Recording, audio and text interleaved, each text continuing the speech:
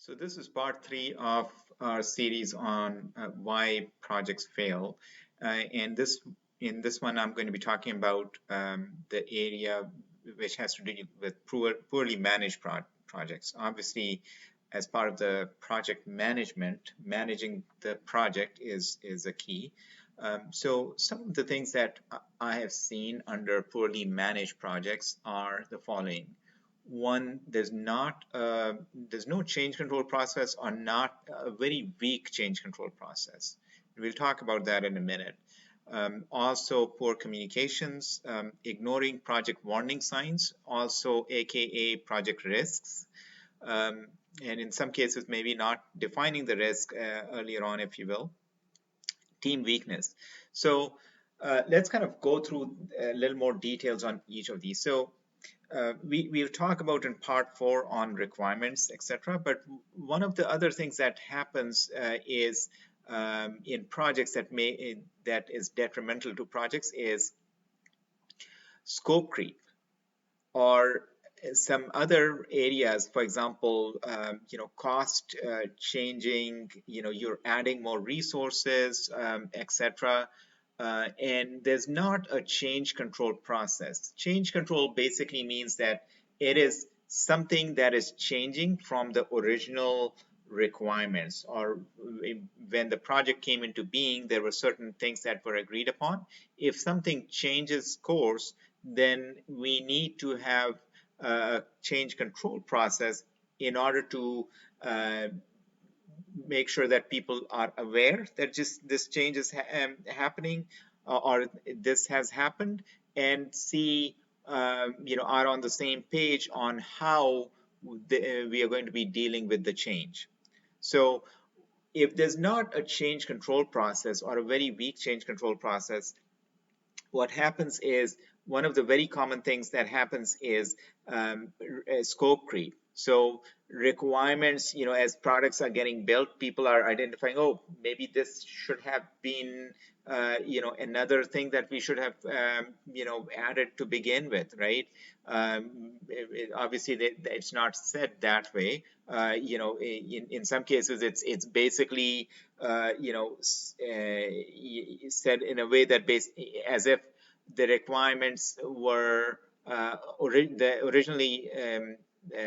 original requirements actually had this piece already in them. So what is very important to make sure, and we'll talk about that in the requirements section, but other than having a solid requirements, if anything changes, scope wise or otherwise, we need to make sure that there's a proper process. There are the proper acceptances or approvals for that change to happen, and not obviously not only that change, but everything that is dependent on that change would need to happen. So in other words, as you can imagine, that if the scope is increased for the project, maybe you need more time, or maybe you need more resources, or maybe you need a different type of resource in order to handle that. And all that may mean that basically we have to re-baseline the project based on the new change.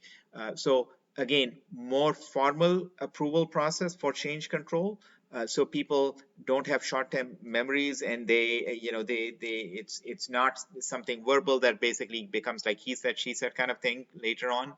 And people are accountable that of making changes and accepting changes, if you will, to a project. So that's about change control process. Very important that you have predefined, and this may not be by project, but this may be kind of more around the organizational project culture that you have defined, a formal process of what needs to happen when a change happens, who needs to be approving it, how soon this needs to get approved, what's an emergency change, what's a change that maybe kind of needs more analysis, if you will. So all that is part of the change control process and needs to be there.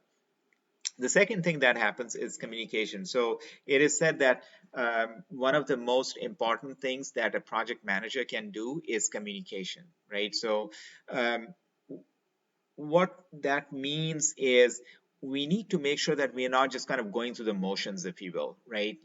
What I've seen many times is basically, okay, there's a particular status report template, and nothing wrong with having templates. Templates are great. I always, encourage, and we need to have templates, if you will. But what we need to make sure is are we what need are we serving when we are doing the status reports, right?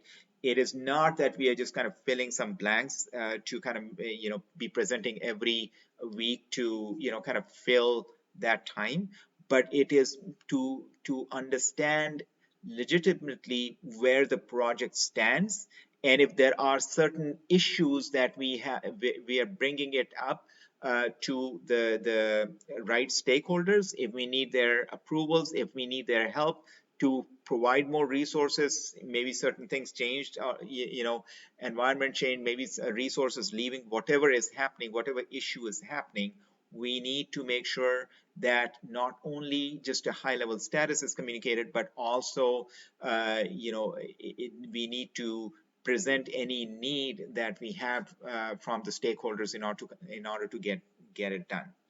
Um, it is again very important that communications should not be just information overload. So that's why we need to be very careful on how much we are communicating to who. If it's an executive leader, we should be probably kind of having it more summarized. The communication needs to be more to the point, if you will. One, high level, where we stand. Second, if there's a need that we have from them, right? So there should not be any surprises on the projects, right? We need to have the frequency of the project at a certain level, that we are communicating to the right people at that level. The second thing is every project is going to have issues, right? The bigger issue is if we are not bringing the right issues at the right time to the right people, that would be that is a bigger issue. Many times people are, just kind of basically waiting for a status meeting to happen, right? And what that does is basically it shortens your runway of resolving the issue, and then it starts affecting your timelines or cost, etc.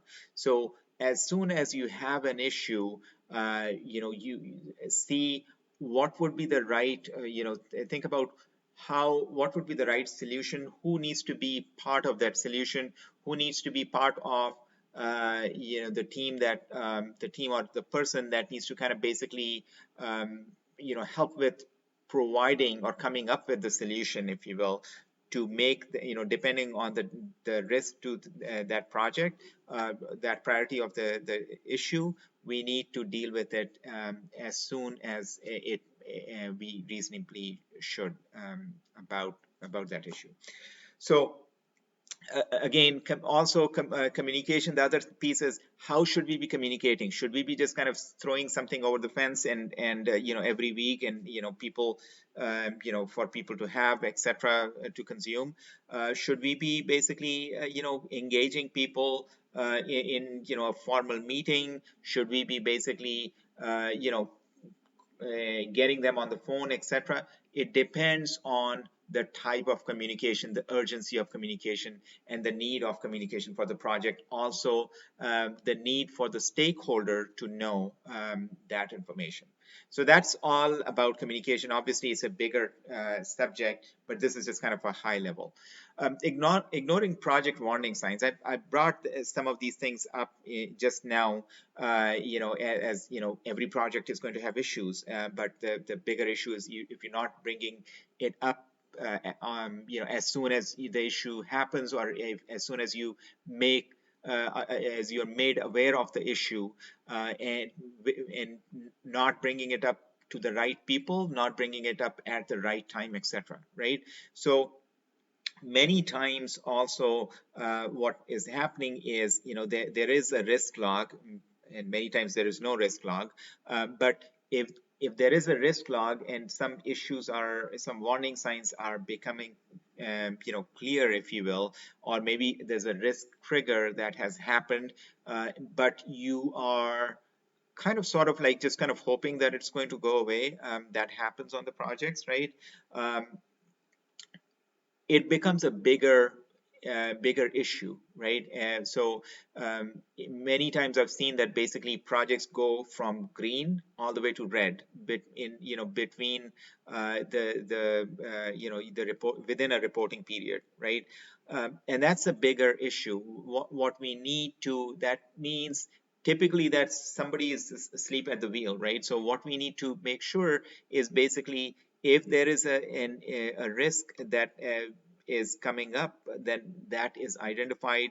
The project status has been changed to like a yellow status or something, so that people are aware that it's, there's a risk and they can, try to address that in a timely fashion. So you're not running out of that runway, as I mentioned before.